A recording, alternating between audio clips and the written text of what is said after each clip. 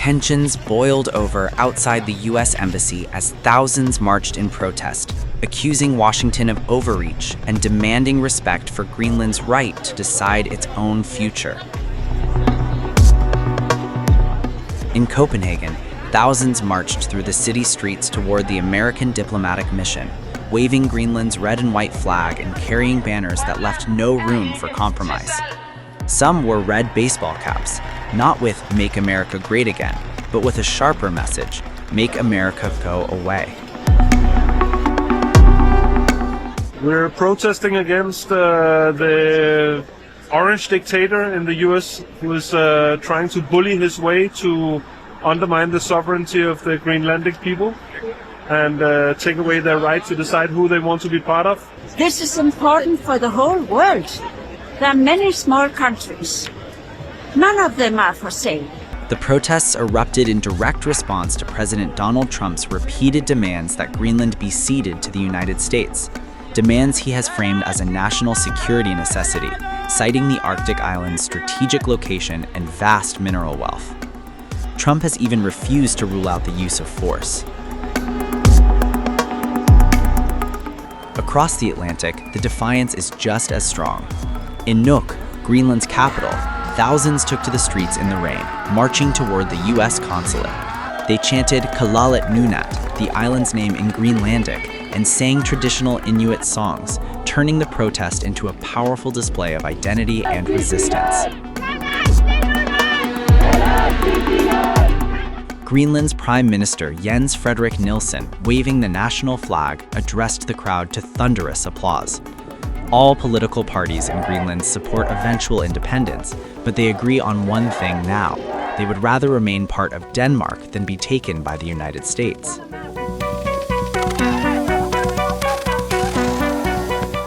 Of course we are not for sale. We are a free people. We have always been a free people. We have never had wars. We have togetherness in our mindset. We take care of each other.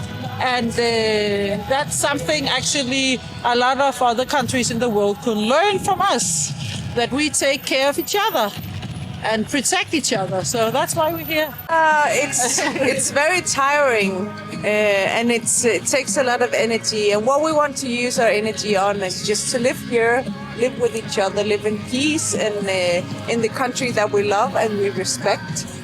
We know the Arctic, we know our country, and we are the ones to care for it. And it's been quite a big pressure from the whole world for us to take decision. We didn't never ask to have this situation. We never asked for this position we have right now, situation. So we just want to live in peace and quiet in our country. So we hope this pressure will be removed from us. It's very clear that we want our own country for ourselves, and we won't receive anything from Trump no matter what.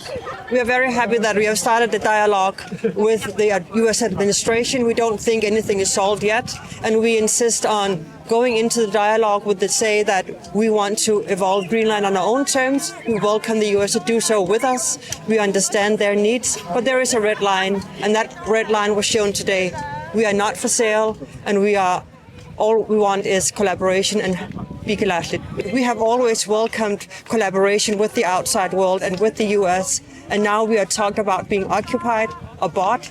It is unacceptable, and it affects the people of Greenland. As you can see today, it has a lot of resonance with them. They want to show their disgust with this. Organizers estimate more than 20,000 people joined the Copenhagen March, a number nearly equal to the entire population of Nuuk.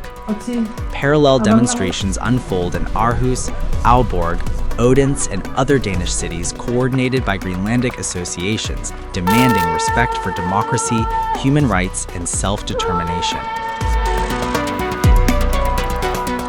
The protests come as the dispute escalates sharply. Trump has announced 10% tariffs on 8 European countries, including Germany, accusing them of opposing U.S. ambitions in Greenland. European nations, in turn, have moved to show solidarity with Denmark, deploying small NATO contingents to the island at Copenhagen's request. The demonstrations also coincide with the arrival of a bipartisan U.S. congressional delegation in Denmark, officially seeking to lower the temperature as relations between Washington and Europe strain. But on the streets, the message is unmistakable. Greenland is not for sale, not to pressure, not to tariffs, and not to force. And as protesters stand face-to-face with the U.S. Embassy, they send a message not just to Washington, but to the world. The world's largest island will decide its own future. We're going to see NATO has been dealing with us on Greenland. We need Greenland for national security very badly.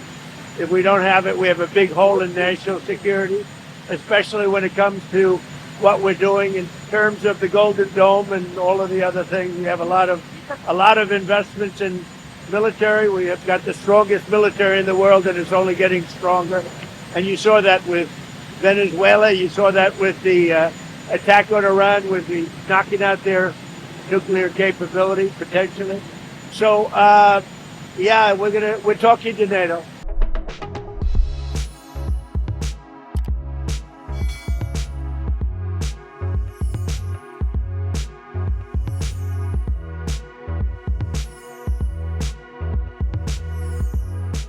Times of India videos, your daily dose of India and the world. Global news, different views, and sharp analysis. Pressure of expectation from your fans, your supporters. That is often served as a backdrop for several Bollywood. You're not a brute majority anymore. If you individually take out Tehran. Making sense of global conflicts. Tracking the new emerging world order. Strike on Israeli military bases. A multi-pronged. To stay out of harm's way as Israel started bombing targets across. Understanding changing alliances in a polarized world. Tune into TOI videos for all this and more.